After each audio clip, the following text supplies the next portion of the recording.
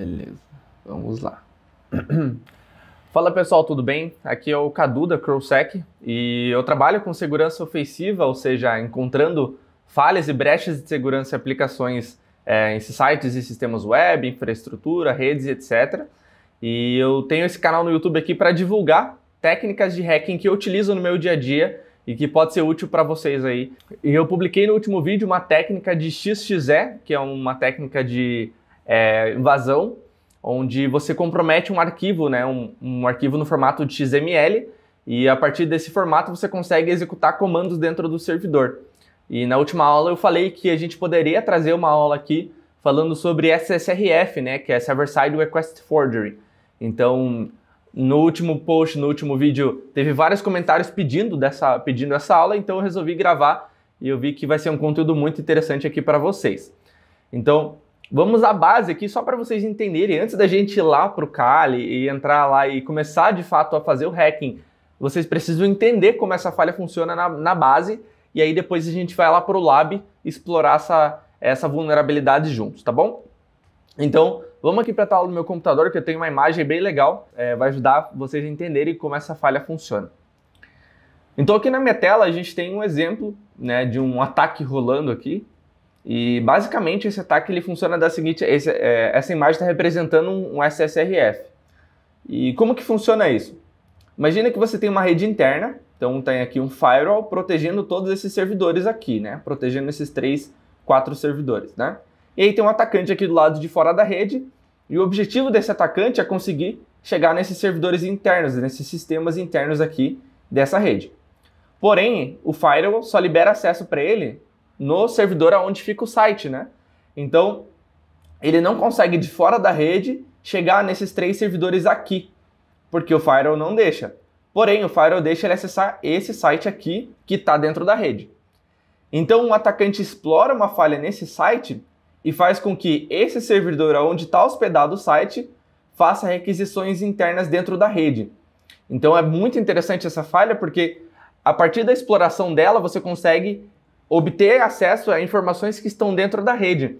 Tem até um vídeo que eu mostro de uma resolução de um CTF que a gente fez há um pouco tempo atrás, e aqui, eu vou deixar o card aqui em cima, eu vou deixar o card para você acessar e assistir esse lab, onde eu exploro essa falha, só que ele é um ambiente diferente, ele é lá na AWS, então é um ambiente de nuvem, e lá o formato é diferente do ataque, e a gente explora uma instância lá do AWS, e essa instância ela é responsável por chaves de acesso aos servidores, por chaves de acesso aos recursos da AWS. Então ele é uma exploração diferente do que a gente vai fazer aqui hoje, tá? A exploração que a gente vai fazer aqui hoje é voltada para conseguir acessar os sistemas e servidores internos dentro da rede, tá bom? Então essa é a imagem que representa esse ataque aqui de uma forma teórica. Agora que você já entendeu o objetivo do ataque, a gente vai para a prática dele aqui. Então a gente pode entrar no lab da Portswigger. Se você não tem conta lá, eu vou deixar o link aqui embaixo para você se registrar. É um dos melhores labs que eu recomendo para todo mundo, é um lab gratuito, onde tem várias técnicas, várias falhas para você poder testar os seus conhecimentos. É muito legal o laboratório, vale muito a pena conhecer. E dentro desse laboratório tem também da SSRF, tem o de XXE que a gente viu na última aula, né? E aqui também tem o da SSRF. Então, o SSRF, a sigla SSRF, significa Server Side Request Forgery. Então, Server Side Request Forgery, ou seja, falsificação de requisição do lado do servidor. Então, voltando à nossa imagem, falsificação de requisição do lado do servidor. Então, a gente faz com que o servidor faça uma requisição que ele não faria normalmente, né? Então isso é uma falsificação de requisição, por isso o nome Server-Side Request Forgery. Então a gente tem um lab aqui e ele é bem parecido com o lab que a gente viu de XXE. Ele também, o lab tem uma funcionalidade de estoque, de verificação de estoque, né? Tem uma feature e ele pega esses dados de um sistema interno. Então lembra que lá a gente fazia uma chamada no formato XML no último vídeo? Então, a ideia desse aqui, ele faz uma chamada para um sistema interno, uma API interna, e aí, para resolver esse lab, a gente precisa manipular essa funcionalidade de verificação de estoque e escanear a rede interna, ou seja, aqui a gente tem lá servidor 1, servidor 2, servidor 3. Então ele diz que a gente precisa escanear os servidores que tem dentro da rede, dentro do range 192.168.0x, ou seja, 01, 02, 03, na interface administrativa na porta 8080. Então seria basicamente porta 8080 /admin, por exemplo. E aí você precisa deletar o usuário Carlos. No caso ele colocou Carlos porque o meu login está logado. Provavelmente aqui vai aparecer o seu nome daí. Então a gente pode clicar aqui em acessar o laboratório. E aí ele vai abrir aqui o lab lá pra gente. E a gente consegue... Provavelmente o que a gente vai ter que fazer aqui é usar o burp, né? Para poder... O burp, para quem não sabe, ele é um proxy. Ele serve para você interceptar a requisição entre o seu navegador e o servidor. E você pode manipular essa requisição. Então, toda vez que a gente clica em alguma coisa aqui no site, por exemplo, vamos pegar isso aqui, esse guarda-chuva, e clicar aqui em verificar estoque. Toda vez que você clica, ele faz uma requisição para o servidor. O proxy, o burp, ele serve para você interceptar essa requisição e conseguir ver o que o site está fazendo, pedindo para o servidor e também alterar essa requisição. Isso é uma parada bem legal. Então, basicamente o que a gente precisa fazer aqui é abrir o burp, então eu vou clicar nele aqui. Se você não estiver usando Kali ou estiver usando uma distro que não tem aí o burp, você pode instalar ele lá pelo site da Portswigger. Ou se você estiver usando Windows, também você entra lá no site da Portswigger e baixa ele. É gratuito, é bem tranquilo. O processo de instalação é bem tranquilo. Então ele perguntou se eu quero atualizar. Agora não, porque, né? Então eu vou dar um Next e iniciar burp. E o burp ele inicia sempre na porta 8080 da sua máquina. Claro, você pode mudar essa configuração ali, eu vou mostrar onde. Então nessa linha de proxy aqui, e aqui em opções, a gente tem onde ele fica fazendo listening do port, ou seja, onde a gente vai configurar o nosso navegador para apontar. Então, nesse caso, ele está apontando aqui para a porta 8080 na interface localhost, ou seja, só vai funcionar na minha máquina, né? E é o que eu preciso, que só funcione na minha máquina, na porta 8080. Ok. Então, a gente não vai mudar nada aqui. E aqui no Intercept é onde vai aparecer essas requisições feitas entre o site e o sistema, beleza? Entre o servidor, né? Então eu vou vir aqui no Firefox, vou clicar em Preferências, vou rolar até o final aqui na abinha Network Proxy, vou clicar em Settings, vou clicar em Manual Proxy Configuration, para eu configurar um proxy, então eu vou colocar localhost aqui e porta 8080. Você deve notar que essa opção ela tem que estar selecionada aqui para funcionar corretamente, vai interceptar suas requisições HTTP, só que o site está funcionando usando HTTPS, né? Então a gente precisa interceptar também as requisições com SSL. Então a gente clica aqui e ele intercepta também as requisições com SSL, beleza? Então, basicamente essa configuração. A gente pode dar um OK aqui, fechar essa abinha. E agora, se eu clicar de novo aqui em verificar estoque, olha só o que interessante. Ali no fundo, a requisição, antes dela ir para o servidor, ela chegou no nosso proxy. Então a requisição que ele está fazendo é uma requisição do tipo post para /product/estoque. Então ele está pedindo o estoque do produto para o host, esse host aqui, e ele está enviando aqui no corpo da requisição, ele está enviando um parâmetro chamado estoque API e passando aqui uma URL interna da API. Beleza. Para a gente começar a trabalhar essa falha, né, explorar essa falha, eu vou enviar esse carinha aqui para o repeater. O que é o repeater? Ele é um local do burp onde eu consigo fazer a mesma requisição várias vezes, sem precisar com que eu fique clicando toda vez ali no navegador. Então eu clico aqui no repeater e aí tem aqui a requisição que o meu navegador fez. Aí eu posso enviar ela para o servidor quantas vezes eu quiser. Então isso acaba facilitando muito a vida dos seus testes, tá? Então basicamente aqui a gente tem o estoque API. Se você clicar aqui em parâmetros, você vai ver aqui, dá para ver mais tranquilo qual é a URL que ele está testando. Tá vendo aqui, ó? Então ele fez uma requisição e passou no corpo lá, estoque API, fazendo uma requisição para o host 192.168.0.1 da porta 8080 /product/estoque/check. Interessante. Como ele disse que a gente precisava acessar a porta administrativa, né, a página administrativa da porta 8080, eu posso substituir isso daqui. Só que deixa eu fazer um negócio. Ó, ele tá vendo que ele tá com uns caracteres meio estranhos aqui? Isso acontece porque ele tá com uma parada que a gente chama de URL encode. Então ele substitui os caracteres especiais por um formato que ele funciona somente na URL. Como assim? Se eu pegar essa string aqui, meio estranha, e clicar na minha decoder, eu vou colocar essa string aqui e vou selecionar aqui, ó, decode as URL. E aí ele vai mostrar para mim, ó, porque ele está no formato de URL, que é o formato que fica lá em cima junto com o site. Então aqui ele apareceu para a gente 192.168.0.1.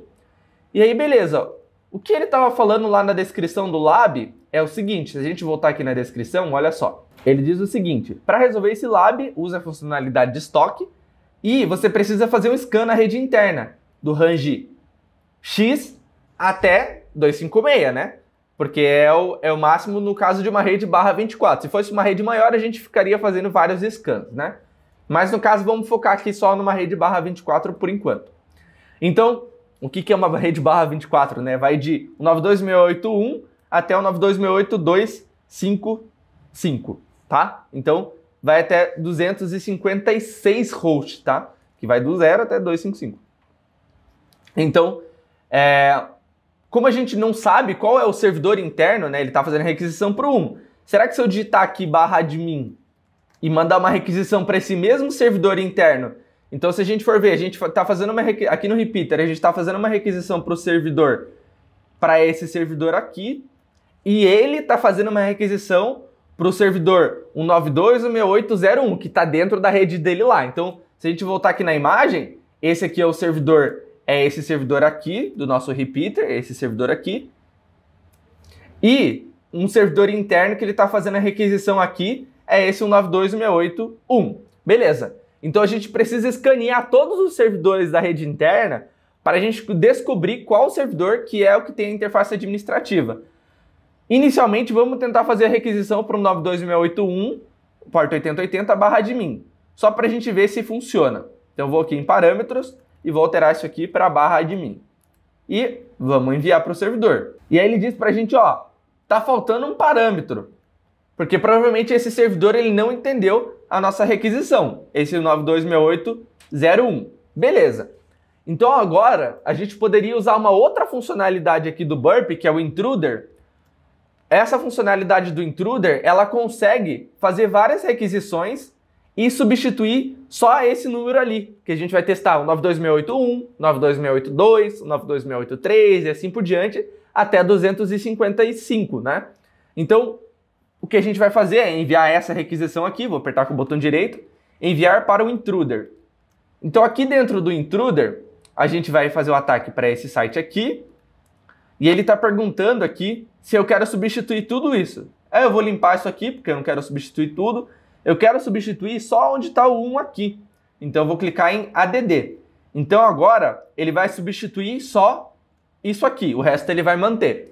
E o que eu quero testar, né? Qual é o word list? Onde eu coloco o que eu quero testar? 1, 2, 3 e assim por diante. Eu venho aqui em Payloads, eu seto aqui como a opção de números, e eu falo, ó, eu quero do número 1 até o número 255. E eu quero sequencial. E eu quero testar um por vez, ou seja, eu quero de 1 em 1, né? Então, vai do 1 até o 255, testando um por um, beleza? Então, feito isso aqui, a gente pode voltar aqui em Positions e clicar em Start Attack. E aí aqui, ele está falando que como é uma edição Community do Burp, algumas funcionalidades são desabilitadas. Então, esse ataque ele vai demorar um pouco, ele está me falando aqui. Mas não tem problema, eu peço para o nosso editor acelerar o vídeo e ele acelera o vídeo para a gente. Mas só para vocês, antes dele acelerar o vídeo, só vou mostrar aqui para vocês como que isso aqui funciona. Tá vendo que ele está fazendo a requisição? 92.168.1. Aí aqui, ó, tá vendo que ele está trocando? 92.168.2, 92.168.3. Tá vendo aqui que ele está trocando? E todos eles estão dando como erro 500, tá vendo? Erro 500 e 255. Mas aqui, ó, o 92.168.1, que já é o servidor que funciona, ele respondeu 400 e teve 223 de length. Então a gente precisa de uma requisição que ela vai ser diferente de 500 e o valor do length vai ser menor ou maior, depende, né? Então vamos deixar rodando aqui e vou pedir para o nosso editor acelerar até o momento onde ele vai encontrar ali qual seria esse host interno. eu acho que dá pra gente ir pro wfuzz, que ele termina antes do intruder aqui. Vamos pro wfuzz? Eu vou mostrar como faz no wfuzz enquanto o intruder roda aqui, então.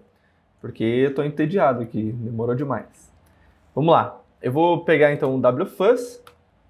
Eu quero fazer com range de 1 até 255. Beleza? É igual a configuração que a gente fez ali, só que com linha de comando, né? E eu quero que ele não me mostre, hidden code, os erros 500, que é o que está ali, né? Todos eles da erro 500. Então eu não quero que ele exiba o erro 500. Eu vou colocar a nossa URL. Primeiro eu vou colocar como a URL sendo você, que é esse carinha aqui, que é HTTPS, a URI, que é esse carinha aqui, /product stock, e a gente vai passar um menos data, que seria para a gente passar as informações. Deixa eu só conferir se é menos, acho que é menos D no wfuzz. Vou dar uma olhadinha aqui no help dele. Se eu não me engano é menos D, para a gente poder passar o corpo da requisição post, né? Vamos ver, menos U, menos Z, menos V, menos B, menos D, aqui ó, post data, tá vendo? Que é os dados que a gente vai passar na requisição post. Então, a gente vai colocar aqui um menos D e passar isso aqui, ó. E a gente vai substituir isso aqui por fuzz, que é onde eu quero testar. Do 1, 2, 3. Por isso eu vou deixar a abinha do burp aqui, ó. Vou deixar ela aberta aqui do ladinho. Vamos ver se ele já não achou alguma coisa aqui. Não, ainda não. Então eu vou deixar os dois rodando paralelo. E eu acho não, tenho quase certeza que o wfuzz é 1000 vezes mais rápido que o burp na versão community, né? Na versão pro é bem mais rápido daí, né? Mas vamos rodar aqui e vamos ver se a gente consegue alguma informação. Olha só, payload 3, ele, nossa, deu no zip file. Bom, que estranho, porque ele está como não gzip. Deixa eu pensar o que a gente poderia fazer aqui nesse caso para tratar gzip, né? wfuzz, deixa eu dar um more, wfuzz menos help, é claro, grep gzip, não tem, só zip, gunzip, talvez, não, que estranho, então ele não entende, eita, não era para fechar, tá salvo, ficou salvo, que estranho, ele substitui, mas ele não entende que o head ele tem gzip. Tá aqui como accept encode. Será que a gente tem que passar esse header aqui? Vamos testar. Vamos passar aqui o "-h", que é o do header, e passar o accept aqui. Ah, era isso mesmo, tinha que colocar o accept encoding gzip deflate, que é para ele aceitar gzip, que é o modo compactado de você enviar e receber as informações. Então tá rolando aqui, ó, tá no, olha como ele já tá no 130. Opa, 139, olha aqui, ó.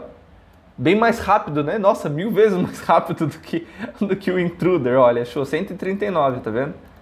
E aqui no intruder ele tá no 107 ainda. Vamos esperar o wfuzz terminar para ver se ele tem mais alguma coisa. Não, é isso aí, ó. Ele achou, então a gente tem uma requisição com 200 HTTP, ou seja, deu certo a requisição para o IP final 137. Já aqui ele ainda está rodando aqui. Vamos ver se quando ele chegar a 137 aqui vai dar boa também. Vamos aqui no repeater, vamos trocar aqui por 137 ou 139? Eu não vi direito.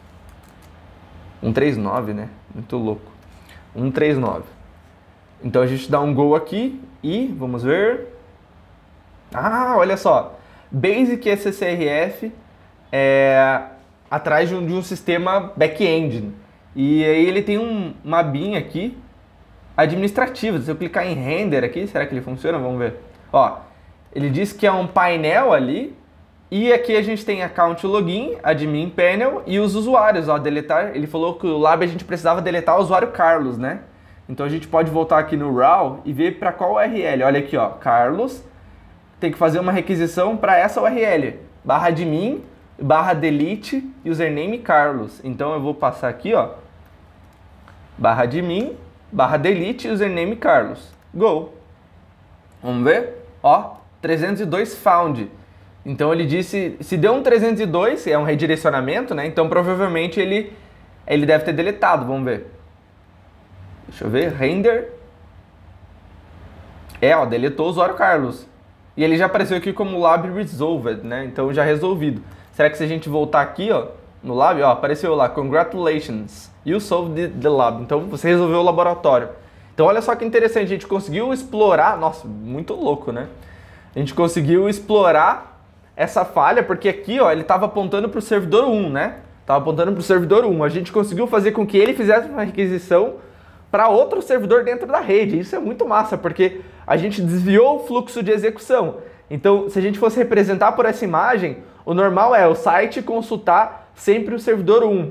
A gente conseguiu testar os outros servidores da rede e acessar um outro servidor dentro da rede e deletar um login administrativo dentro do outro servidor.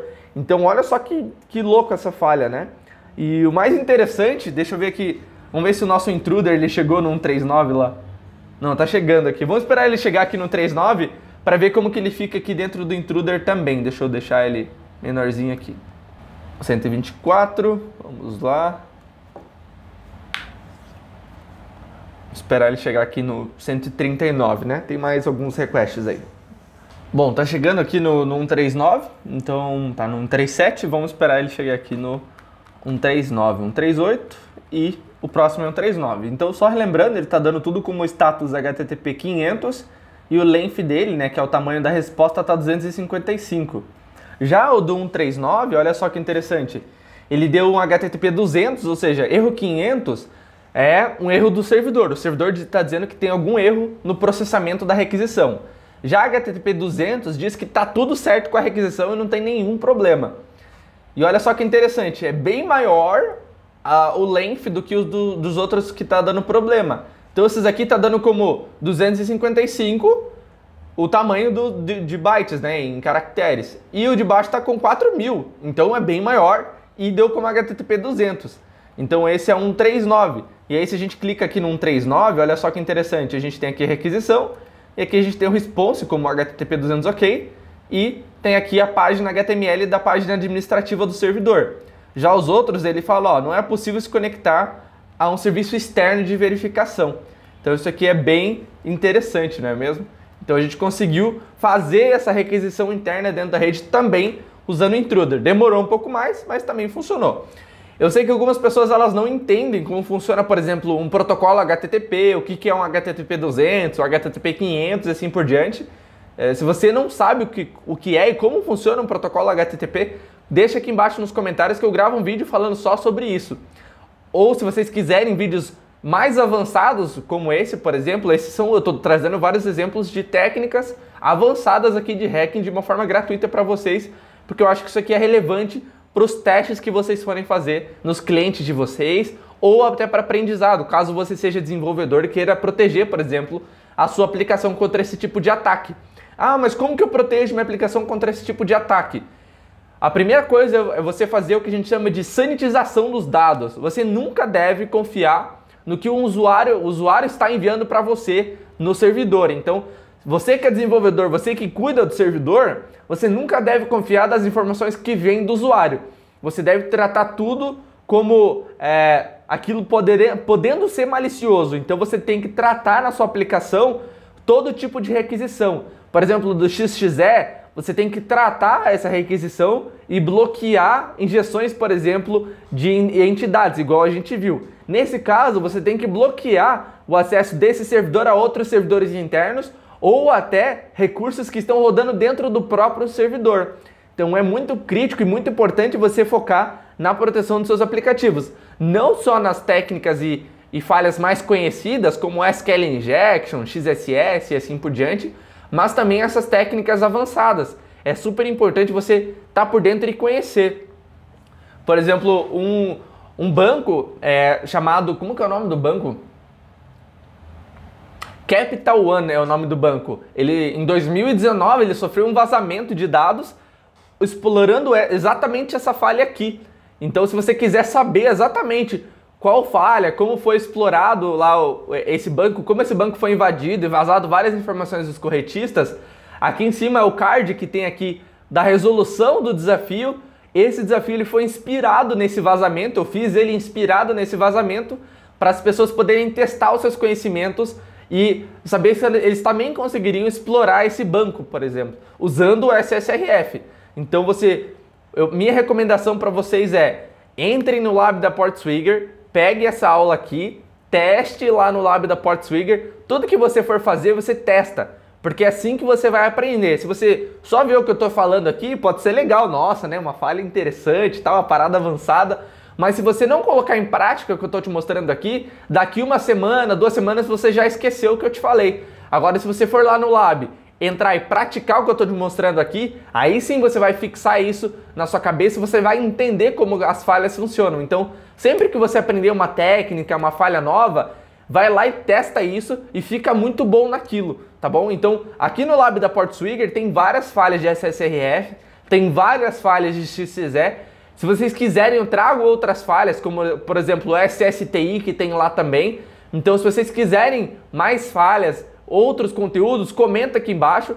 E é claro, não esquece de curtir o vídeo, isso ajuda muito no crescimento aqui do nosso canal no YouTube. E se você achou esse conteúdo relevante para enviar para os seus colegas, para eles aprenderem também essa técnica aqui de forma gratuita no YouTube, clica no botão compartilhar aqui e manda para a galera lá no grupo do WhatsApp do pessoal, no grupo do Telegram lá, do pessoal da faculdade ou dos amigos, tá bom? Então, espero que você tenha gostado desse vídeo e até a próxima.